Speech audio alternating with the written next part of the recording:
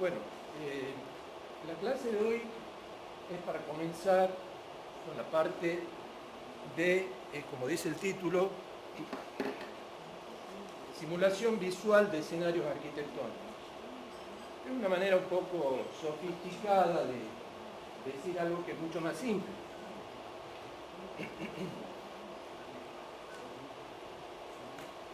Todo eso que dice ahí se puede resumir en esta palabra.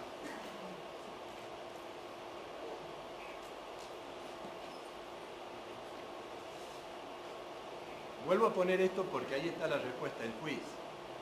Así que si quieren pueden tener en cuenta lo que dice el primer título.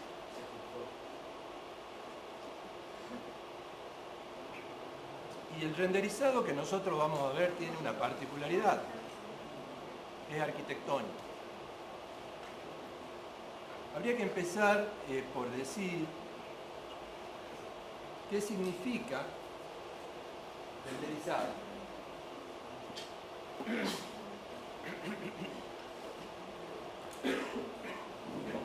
Y es una representación, ¿se acuerdan que al principio hablábamos de que el proceso proyectual arquitectónico tiene dos grandes etapas?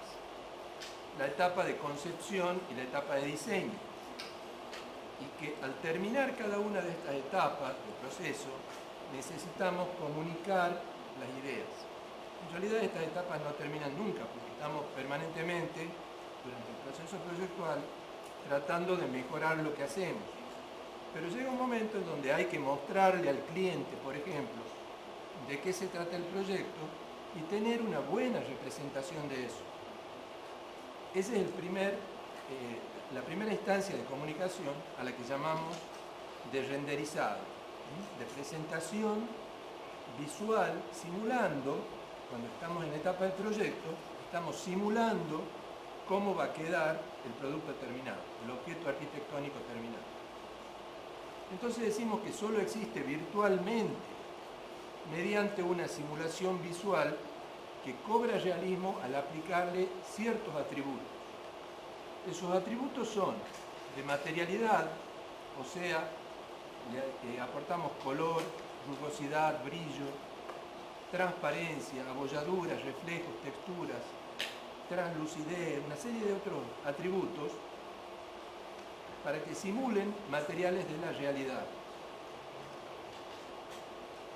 También atributos de iluminación, o sea, sea esta la luz natural, puede ser luz del sol, puede ser que no haya sol, que esté nublado y lo mismo tenemos luz. Podemos tener luz de luna, o sea, una iluminación natural nocturna, o bien iluminación artificial, con luz eléctrica o con otro tipo de luz artificial, una linterna o lo que fuese.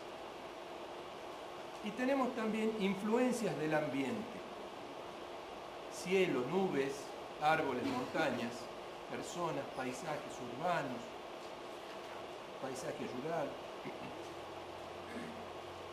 Entonces, podemos hacer el render, cuando estamos en el proceso de proyecto, sobre algo que no existe. Y por eso hablamos también de virtualidad. Algo virtual es algo que simula ser, pero que en realidad no existe materialmente. Pero el render también lo podemos hacer en edificios existentes. Hacer simulaciones diurnas, nocturnas, con luz artificial, etc.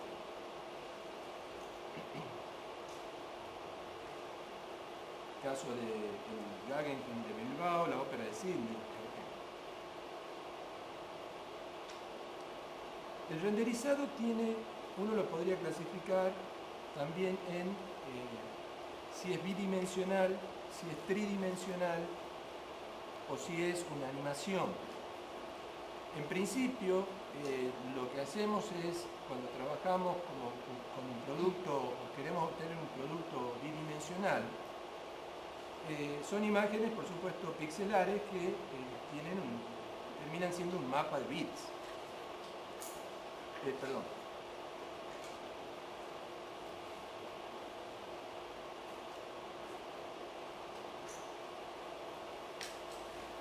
El mapa de bits puede ser tanto en dos dimensiones y representar una planimetría, como una perspectiva en tres dimensiones. Pero a su vez podemos trabajar para conseguir una animación o un video con una secuencia de estas imágenes pixelares que ordenadas de una determinada manera secuencial van a dar la sensación de movimiento. En ese caso tenemos una animación.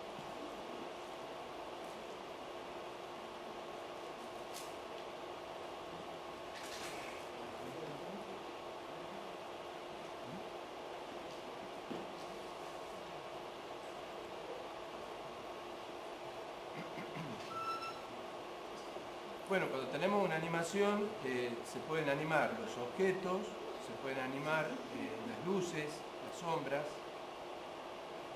los materiales, puede haber cambios de color, puede haber cambios de material, podemos agregar objetos a la escena o sacarle objetos, ponerle, por ejemplo, texturas distintas o materiales con atributos, o generar un ambiente poniendo, por ejemplo, árboles o elementos complementarios, nubes y demás, hasta obtener lo que llamamos el render final.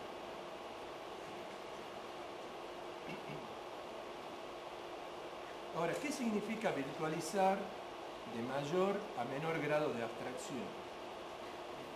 Supongo que el concepto de grado de abstracción lo tienen. Algo que es muy abstracto es cuando le falta información, ¿verdad? Entonces, si nosotros hiciéramos un gráfico donde esta línea horizontal, ¿puedo usar el cursor?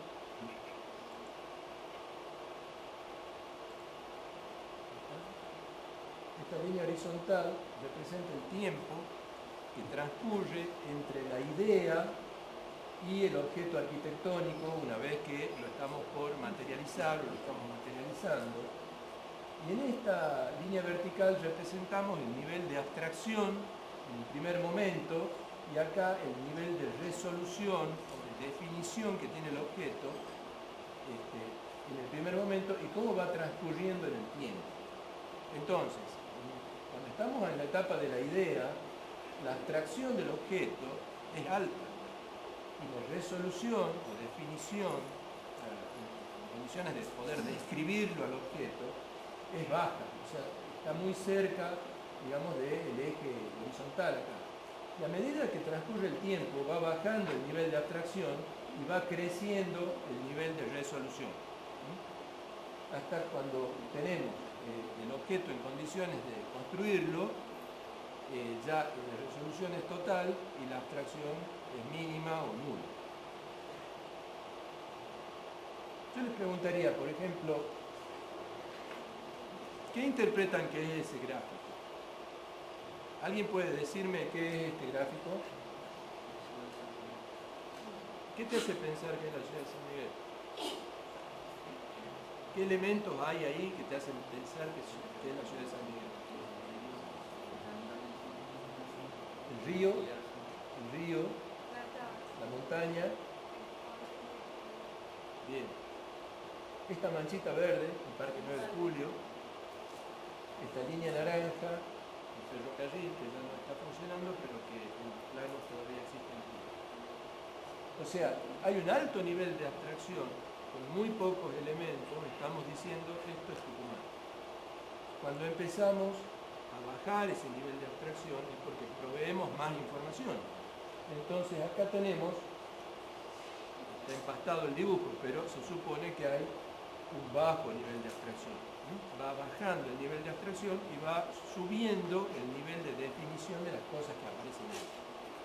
Lo mismo ocurre a nivel de un edificio. Uno podría decir, el primer croquis o la primera idea, cuando voy a hacer un edificio, tengo un alto nivel de abstracción, y a medida que transcurre la representación de eso, incluyendo renderizado, voy a tener cada vez un más bajo nivel de abstracción.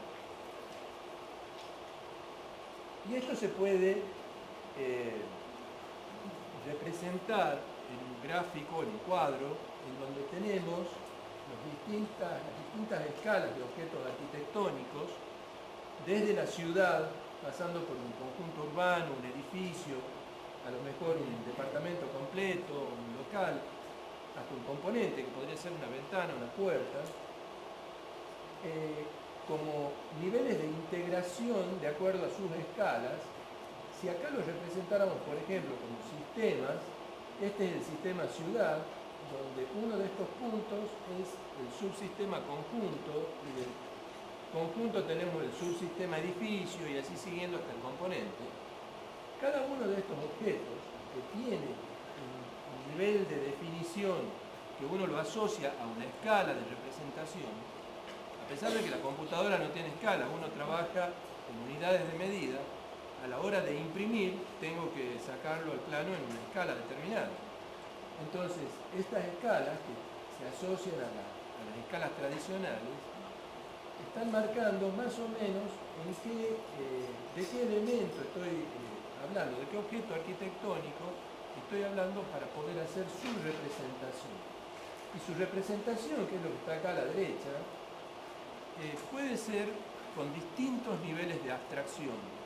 Yo puedo tener una abstracción alta y hacer unas cuantas líneas, como veíamos recién con la mancha de la ciudad, o puedo hacer una abstracción media, donde a lo mejor sobre una fotogrametría marcamos los límites de un sector, o podemos, acá no se nota bien por el tamaño de la imagen, pero podemos tener mucho más detalle en cuanto a calles y demás.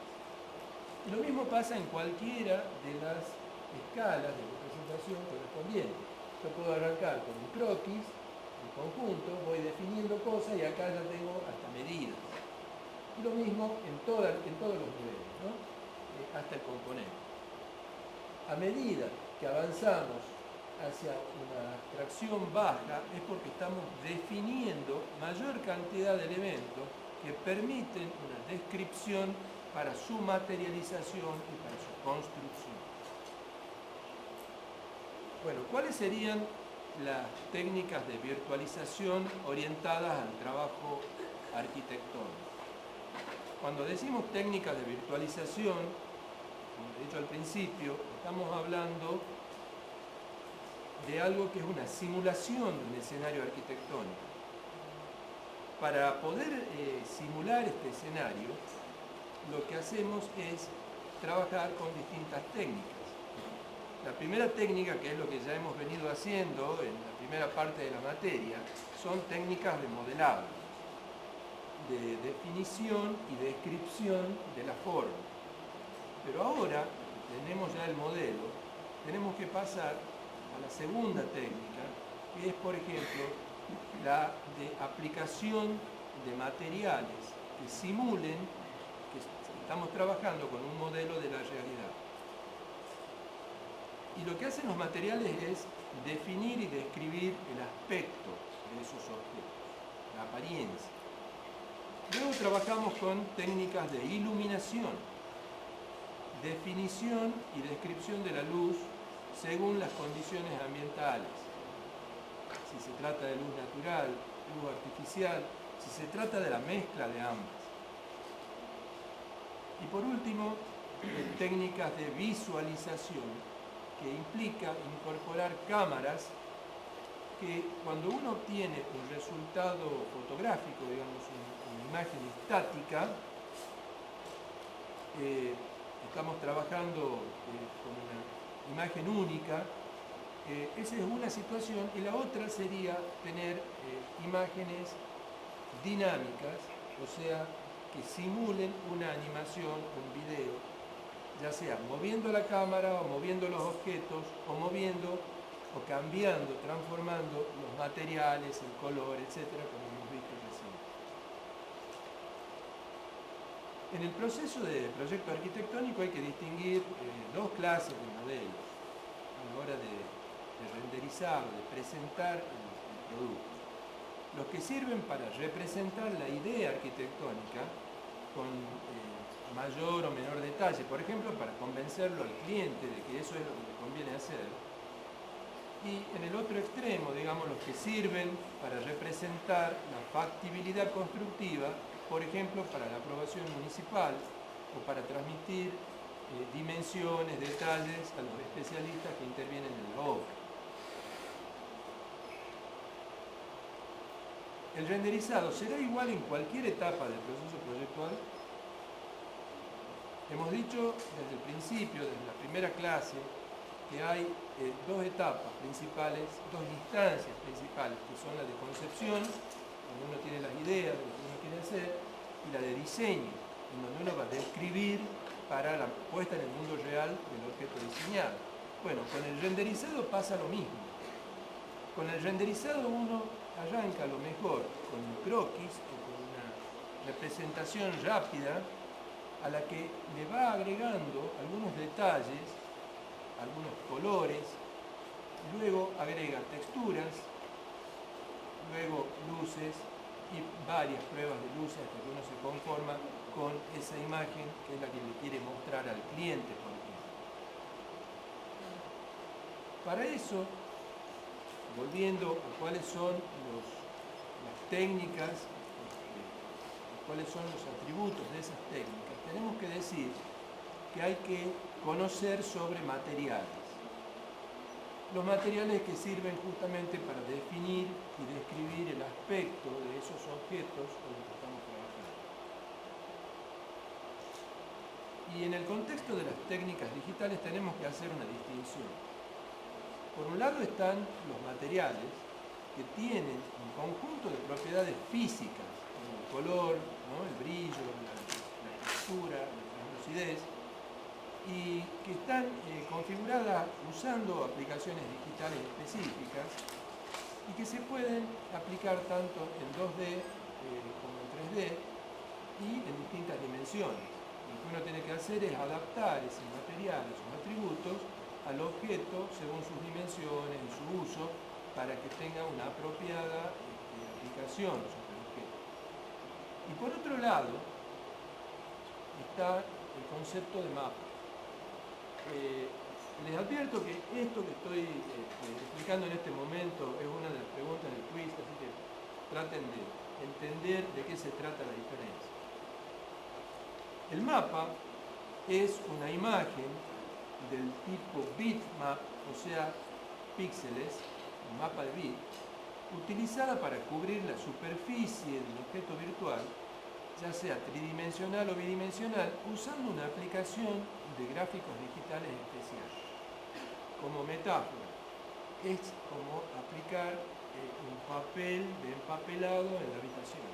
Entonces, al objeto pared, le aplicamos el papel empapelando. Acá al objeto, cualquiera sea arquitectónico, le aplicamos una textura, que no es lo mismo que material.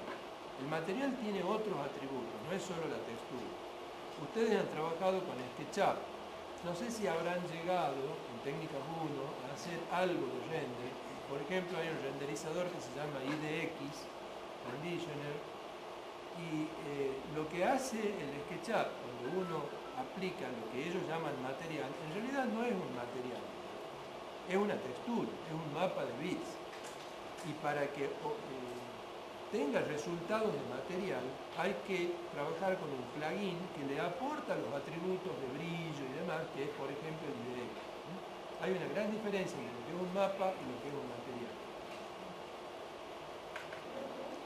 Bueno, uno puede trabajar según distintos tipos de superficie con ese material. Uno podría decir una superficie opaca. Por ejemplo, una cortina que no deja pasar la luz, salvo por el borde, es absolutamente opaca.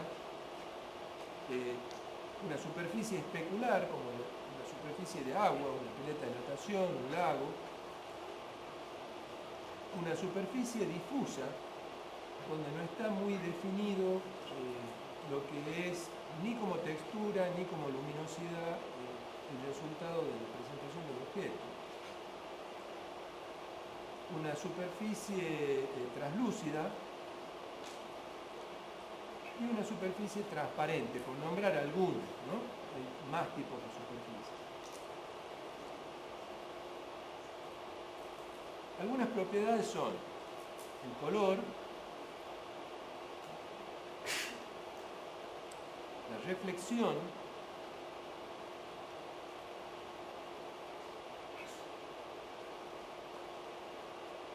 la refracción, que es cuando la luz atraviesa otros objetos que tienen cierta transparencia o translucidez y se refractan, ¿no? Se dividen en más colores.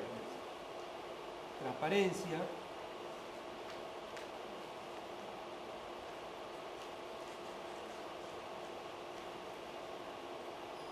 y bump. El bump o abolladura, por ejemplo, un ejemplo típico es el ladrillo visto con su punta. Uno podría trabajar con la punta rehundida, con la punta enlazada, con la punta salida, sobresaliente. Y esto se trabaja, por ejemplo, haciendo una fotografía del mismo objeto en blanco y negro que permite superponerlas. Internamente el trabajo este lo hace en la aplicación con la que estemos trabajando, y uno va pidiendo que sea, por ejemplo, puntas rehundidas, puntas sobresalidas. Haciendo esta interacción de dos imágenes se consiguen estos objetos. Los materiales entonces tienen una serie de características y atributos. Acá, por ejemplo, estamos viendo cromo, vidrio, en este caso cromo, esto es vidrio, esto es un metal plata, esta es una piedra, un piso de piedra, una textura de granza, digamos. Y este también material, que es un poco más extraño, digamos, como material, como concepto de material, porque más bien uno lo asociaría al concepto de luz, que es un objeto que irradia luminosidad, ¿no? Entonces, esto es simplemente eso, un objeto que irradia luminosidad. Bueno, ejemplos de materiales aplicados a escenas. Cuando uno va a mapear texturas, tiene mucho que ver el tipo de superficie en la que uno va a aplicar esa textura, sea un mapa de bit o un material. El resultado va a ser diferente si se le aplica sobre un plano, si se le aplica sobre una superficie cilíndrica o una superficie esférica. Entonces, son elementos a tener en cuenta al momento de hacer esa aplicación. Hay transformaciones del mapeado, como por ejemplo, se lo puede rotar alrededor de un objeto rígido, o se puede cambiar la escala de la aplicación de la superficie en la que se aplica. Bueno, texturas, hay librerías de textura, en internet hay muchísimas, y para cada aplicación, para cada sistema, hay librerías específicas. Uno puede bajarlas y tenerlas en la computadora y acudir a ellas cuando le haga falta. Ejemplos de aplicación de textura, de piedra, de pisos, de ganza, de vegetación, madera, piedra. Y acá va el quiz. El quiz no termina con la clase. Si quieren, copien las preguntas y sigan escuchando para que completemos los conceptos de material e iluminación.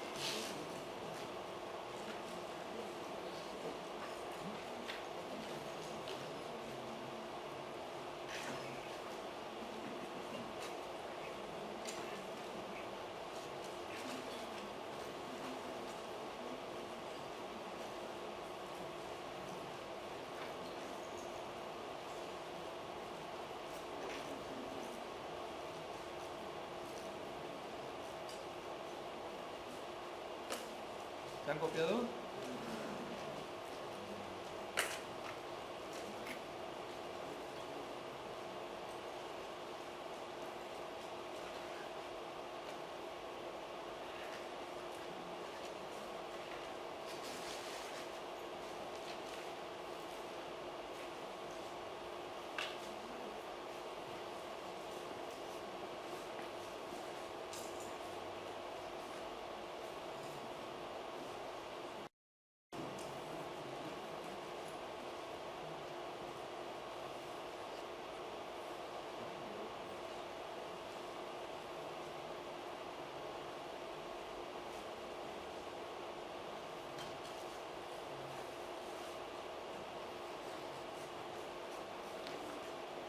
¿Está?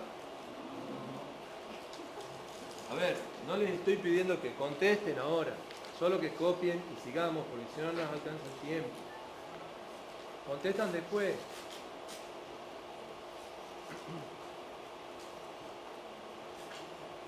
Son muy fáciles las preguntas, está clarito lo que tienen que decir, así que no se hagan mayor problema.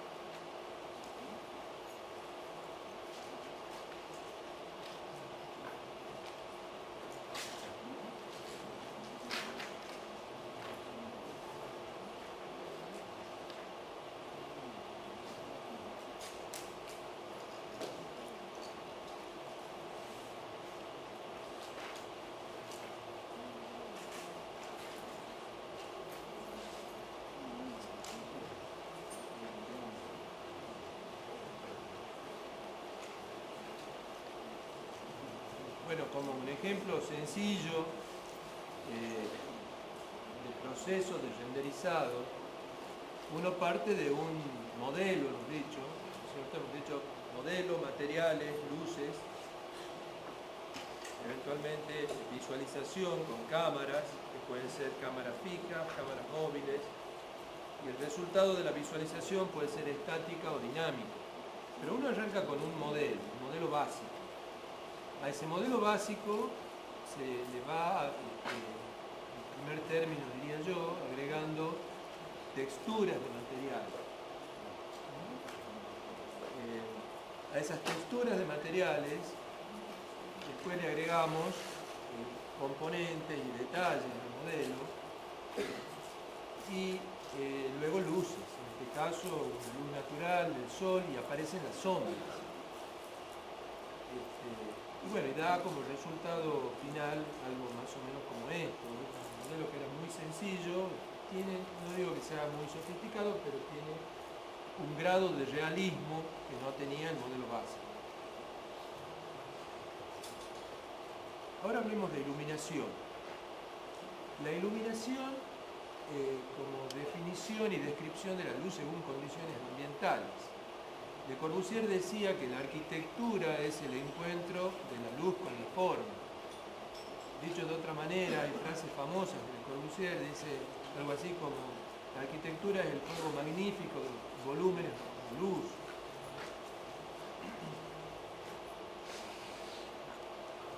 Bueno, lo que tienen que saber de iluminación es, digamos, muy poco en cuanto a la teoría física. Sin embargo, me gustaría que se acuerden, porque esto lo he estudiado hasta en el secundario, de que la luz es parte de la radiación electromagnética. Y es la parte de la radiación electromagnética que percibe el ojo humano. Porque hay otra parte que no la percibe, que es, por ejemplo, las ondas de radio, las ondas del microondas que usan para calentar la comida, los rayos X cuando se hacen una radiografía, son ondas que no las vemos. En el espectro electromagnético, las únicas ondas que vemos son las ondas de luz. Están entre estos valores, es lo que llamamos el espectro visible. En esto no quiero ahondar mucho, no nos interesa tanto la cuestión física, sino la aplicación de los colores y de los materiales. Bueno, todo cuerpo iluminado absorbe una parte de las ondas electromagnéticas y refleja las restantes. Las ondas reflejadas son captadas por el ojo e interpretadas en el cerebro como distintos colores según las longitudes de ondas correspondientes, lo que se veía recién en el espectro, ¿no? Estas son las longitudes de onda que corresponden a cada color. De todos modos, esto va a estar en internet, en el aula virtual, si es que les interesa profundizar en el tema. Dice Maturana en el libro El árbol del conocimiento: no vemos los colores del mundo, vivimos nuestro espacio cromático. Bueno, hay distintas maneras de interactuar con la luz que se refracta, por ejemplo, cuando se descompone, cuando pasa a través de un prisma, según sea para trabajar pintando con el color, o el color que se ve en una pantalla de computadora o en un televisor, la mezcla de colores básicos que consiguen los otros colores es diferente, ¿no? Por ejemplo, en este caso la luz blanca, si se toma la luz roja, azul y verde, el sistema RGB, ¿no? Que es una manera de trabajar, bueno, y hay varios. Al trabajar con luces, seguramente los objetos arrojan sombra. Entonces uno puede trabajar también con la sombra, por ejemplo, cambiándole el color a la sombra, cambiándole la definición del borde. Por ahí queremos que sea de bordes muy definidos o queremos que sea con bordes difusos, que sean como borrosos. Todas estas cosas podemos ir haciendo con los sistemas de render. Hablando de reflexión, podemos tener una reflexión total, una reflexión con lustre, una reflexión parcial por mapa. Ustedes vean cómo en la esfera es la que va cambiando de acuerdo al tipo de aplicación de la reflexión que estamos haciendo, y cómo el objeto rojo se va reflejando en la esfera de distintas maneras, ¿no? Después tenemos los tipos de luces. Las luces omni, por ejemplo, son luces omnidireccionales. La luz que está en un determinado, por ejemplo, una luz colgante en un ambiente, emana rayos en todas las direcciones, entonces va hacia todas partes. Una luz spot, una luz muy dirigida, conocen el spot, ¿no? Va directamente a un objeto. También la luz directa es algo similar al spot, pero tiene un radio más amplio. La luz de día, por ejemplo. Bueno, y hay más tipos de luces que dependen de la aplicación que usemos para renderizar y para iluminar. Después podemos ir haciendo algunas pruebas. Pruebas como, por ejemplo, ¿qué pasa si tengo una habitación que tiene materiales determinados? Lo dejo constante a esos materiales y empiezo a hacer pruebas con distintos tipos de luces, ¿no?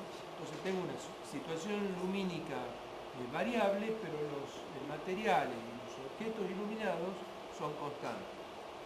Entonces vamos viendo distintos resultados.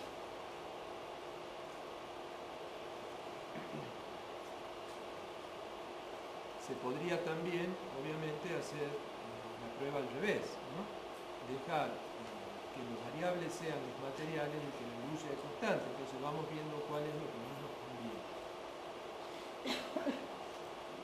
Bueno, el concepto de iluminación global, uno tiene una iluminación global cuando no solo el sistema tiene en cuenta la luz aportada por la fuente lumínica, sino también la luz aportada por los objetos que están en la escena.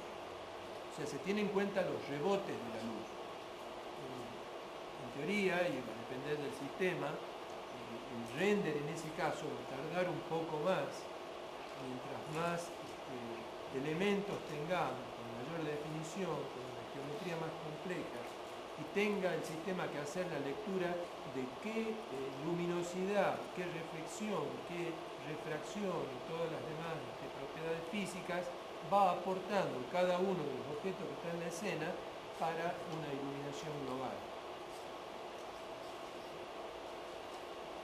Bueno, distintas, ahí se ha ido variando algunos de los parámetros para conseguir una luz, una sombra más marcada, menos marcada, etc. Teniendo en cuenta los reflejos de la iluminación global. Acá tenemos que conocer, por lo menos, pueden profundizar entrando en estas páginas, en estas direcciones de páginas de internet, cuáles son los motores de render que tienen capacidad de iluminación global, y los podemos dividir en dos clases, ¿no? Los convencionales y los que están basados en los cálculos físicos reales del comportamiento de la luz.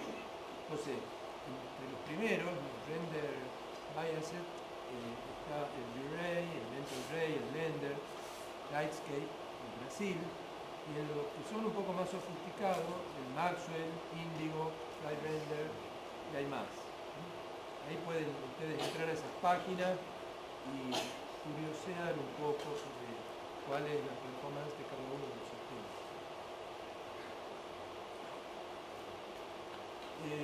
Los tipos de iluminación. Uno podría, y esto les va a servir un poco también para el trabajo práctico, tener en cuenta que la iluminación, una primera clasificación que podemos hacer es natural y artificial, la que depende de la luz solar, de la luz ambiental sin prender ninguna luz eléctrica y de la que usamos con luz eléctrica. Pero sin embargo los ambientes en donde se aplican estas luces, donde aparecen estas luces, pueden ir cambiando. Podemos hablar de iluminación natural de un espacio interior o en ese mismo espacio o en otro espacio interior, cómo sería la iluminación artificial. Luego, iluminación exterior o en un semi-exterior cuando la luz proviene del exterior, en el caso de la izquierda. A pesar de que es un semi-interior, la luz viene de afuera. En el caso de la luz natural. En el caso de la artificial, es un objeto plantado como una escultura en donde uno lo ilumina acorde a lo que uno quiere, cómo quiere presentar ese objeto arquitectónico. Iluminación diurna, que puede ser natural, o iluminación diurna, que puede ser la mezcla de lo natural, por ejemplo el atardecer, con lo artificial. Ahí aparece el concepto de dimmer. El dimmer, con el que trabajan algunas aplicaciones de render, lo que hace es mezclar, permitir la mezcla proporcional entre la cantidad de luz natural que va a aparecer en la escena con la cantidad de luz artificial que va a tener la escena. Si uno, finalmente eso tiene un slider, un botón de desplazamiento, que si uno le da más importancia a la luz natural, casi no aparece la luz artificial. Sin embargo, si queremos que aparezca el efecto de los focos prendidos a pesar de la luz natural provista por el ambiente, el slider tiene que estar mucho más cerca de lo que es la luz artificial. O sea, es la mezcla de ambos tipos de luz. Y bueno, iluminación nocturna, que puede ser natural, por ejemplo, la luz de la luna, y iluminación artificial, bueno, la escena de un edificio con luces prendidas en su interior, donde el resto queda oscuro, negro.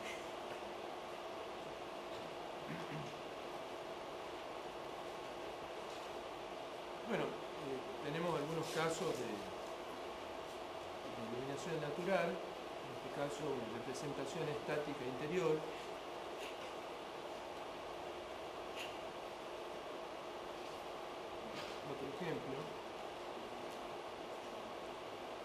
Otro ejemplo de iluminación interior, en este caso acá vemos una animación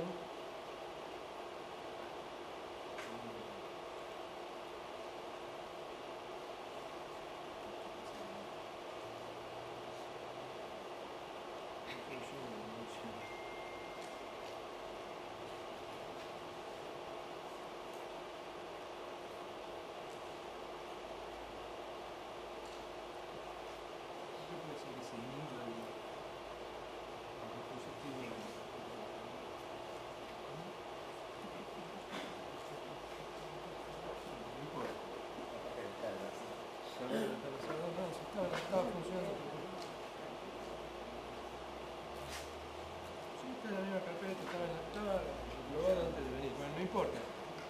es lo mismo, o sea, se veía en la animación cómo va cambiando la luz ambiente en función de las horas del día.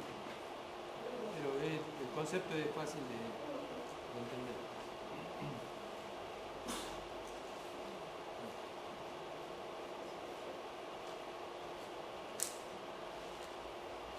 Bueno, iluminación natural exterior. Más ejemplos. Vean, por ejemplo, el tema de la sombra. Uno puede trabajar con las sombras más fuerte, menos fuerte, más marcadas, más difusas. El color de la sombra, uno puede alterar el color de la sombra. Parece que todas las animaciones van a mandar. También animación y bueno, en el mismo edificio, por ejemplo, podemos comparar lo que es iluminación diurna y nocturna. Y después tenemos lo que llamamos iluminación conceptual, que se utiliza mucho en ambientes como museos o como ambientes religiosos, en bibliotecas a veces. Por ejemplo, acá está la biblioteca de Sendai, la mediática de Sendai de Hoyo Ito, ¿no?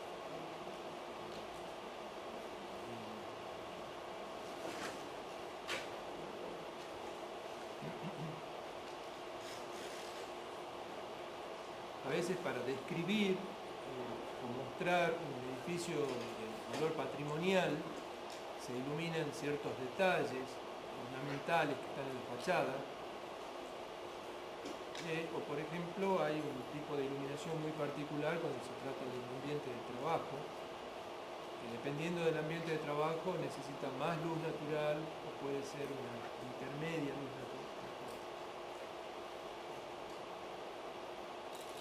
Bueno, la otra cuestión es la visualización, como ya lo hemos dicho, incorporación de cámaras, ya sea fotográficas, estáticas y cinematográficas, dinámicas, pero también, por ejemplo, nosotros vamos a trabajar con Rhino, renderizado que ofrece Rhino, tiene también ahí dentro del menú desplegable opciones de visualización independientes de la cámara, que son, por ejemplo, ver el modelo, ya sea con sombreado, mediante un sombreador, ya sea con estructura de alambre,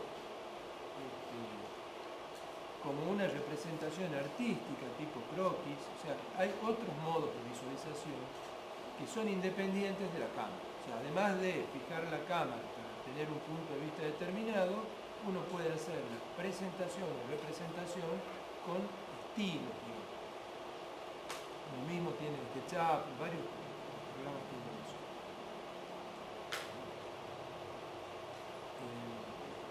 Bueno, los modos de visualización, estábamos diciendo ya cómo funciona el posicionamiento de la cámara. Para conseguir una imagen estática, ahí vamos a profundizar, cuando veamos el trabajo práctico, un poco más sobre lo que es un objetivo, un lente, ¿no es cierto?, para qué elementos, qué parámetros influyen en el uso de la cámara. Ahora, como concepto, el concepto de animación, digamos, es el proceso mediante el cual un conjunto de imágenes estáticas es visualizada en forma secuencial. O sea, es como tener un montón de fotos donde hay pequeñas diferencias entre una y la otra, que son cuadros, ¿no es cierto?, de esta animación, que pasado a una cierta velocidad, estas fotos con pequeñas diferencias dan la sensación de movimiento, ¿no? Que es esto.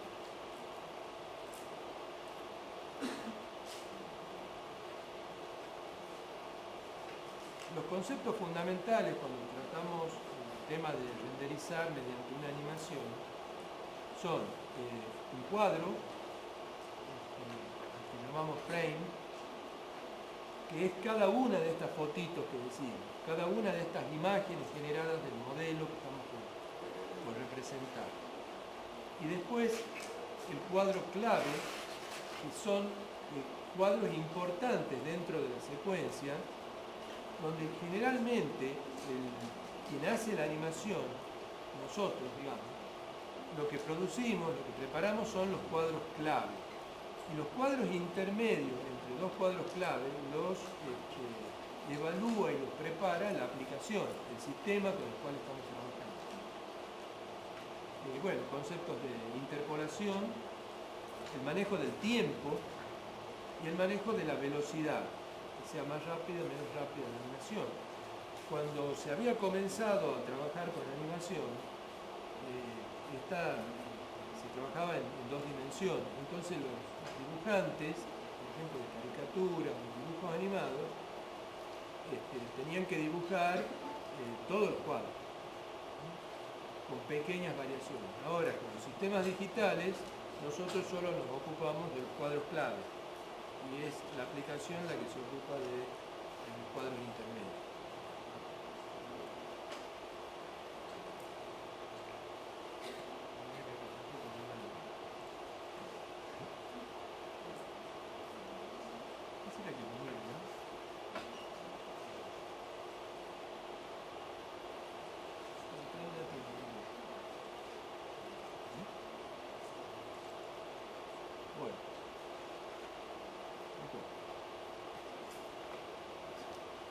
Bueno, ¿qué cosas se pueden animar? No sé por qué el sistema no está... Ah, se mueve, bien. Ahora anda. Las cosas que se pueden animar son objetos en 2D y en 3D, materiales,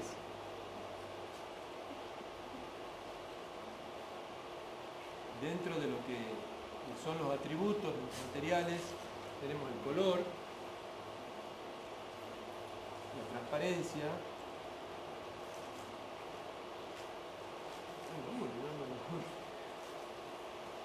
las texturas. Está lento, ¿cierto? Claro. O sea, estamos animando también atributos del material aplicado al objeto, ¿no? O sea, color, transparencia, textura. Luces, por ejemplo, la luz acompaña el movimiento del objeto. Un artista en el teatro, cuando lo van apuntando con la luz. La cámara, por ejemplo, haciendo un recorrido distinto. O sea, no solo se mueve el objeto, también se puede mover la cámara. Y también transformaciones, que se puede empezar con un objeto prismático que termina siendo un objeto diferente, el sector del cilindro. O sea, son varios los elementos que uno puede renderizar animando. Haciendo una especie de síntesis de lo que estamos diciendo, el proceso de representación digital comienza, hemos dicho, con el modelado geométrico de los objetos. Y lo que queremos es renderizar. Para poder renderizar tenemos que aportarle información, por un lado lumínica, y por otro lado información del material. ¿Qué atributos tiene el material o los materiales que estamos aplicando? Y si queremos hacer una animación, bueno, lo que acabamos de decir, la secuencia de cuadros y de cuadros clave. Esto, como resultado, puede ir a una base de datos, base almacenada, o a una documentación para su comunicación. Lo que corresponde al modelado en 3 dimensiones es no solo el modelo, sino el modelo renderizado. Un poco es el producto que vamos a tener cuando terminemos con el módulo de render y les tomemos el parcial. Es esta etapa, la etapa de modelado 3D que incluye, digamos, el render. Para obtener una imagen estática, claramente tenemos que aportarle información de iluminación y materiales como mínimo. Y para una imagen dinámica es no solo el objeto animado, no solo los cuadros clave del modelo sin información, sino que hay que aportarle la información del material y del render. Bueno, ¿cuáles son los principales elementos que intervienen cuando la renderización es dinámica? Bueno, dinámica y estática.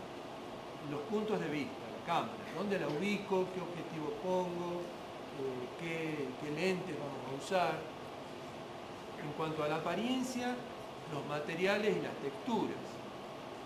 Del ambiente, que lo podemos modificar nosotros, modificando justamente la posición del sol, la hora del día, el lugar geográfico, qué luces va a haber, qué tipo de luces, si vamos a trabajar con sombras nítidas o difusas, cuál va a ser el entorno, va a ser un fondo de paisaje urbano o va a ser un paisaje de campo, por ejemplo, cómo va a ser el cielo, cuál va a ser el fondo, si el cielo va a tener nubes o va a ser, podemos simular incluso hasta que está lloviendo, en animación digo, ¿no? Qué tipo de vegetación va a tener. Y por último, bueno, configurar la aplicación, la parte del renderizado. Esta imagen es una de las que vamos a trabajar en trabajo práctico.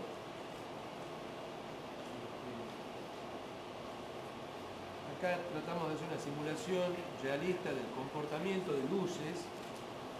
Acá, por ejemplo, ingresa la luz del sol por la ventana. Ven que es distinto que esto es esto. Bueno, y los motores de render, bueno, ya creo que hemos hablado un poco de esto, los convencionales y los que toman en cuenta todos los posibles caminos de las interacciones de la luz, ¿no? Los que tienen la iluminación global. ¿Qué estrategias de renderizado utilizamos o combinamos? Decisiones antes de empezar sobre el modelo. Cómo está hecho el modelo influye mucho en cómo voy a renderizar, cómo tengo que proceder. Es muy probable que si el modelo tiene algunas falencias en su composición, tengamos que corregir, que modificar, por ejemplo, polilíneas que no están cerradas, cosas por el estilo, ¿no? ¿Qué instancias del proceso proyectual arquitectónico, en qué instancia lo vamos a hacer al render? No es lo mismo un render conceptual que un render de descripción de un objeto constructivo. Y no es lo mismo el render conceptual de la primera idea que el render de presentación al cliente para convencerlo de que eso es lo que tiene que hacer, en donde ya le aportamos elementos que lo hagan mucho más vistoso como producto. ¿Qué datos arquitectónicos, característicos y o propiedades relevantes tenemos que tener en cuenta? ¿Qué nivel de abstracción o de detalle? Un poco lo que acabo de decir. ¿Cuál es el tamaño del modelo a renderizar? ¿Cuántos bytes va a consumir? ¿Con qué datos visuales se cuenta? ¿Con el modelado geométrico o paramétrico? ¿Con un croquis preliminar de la idea? ¿Con plantas, cortes y frentes?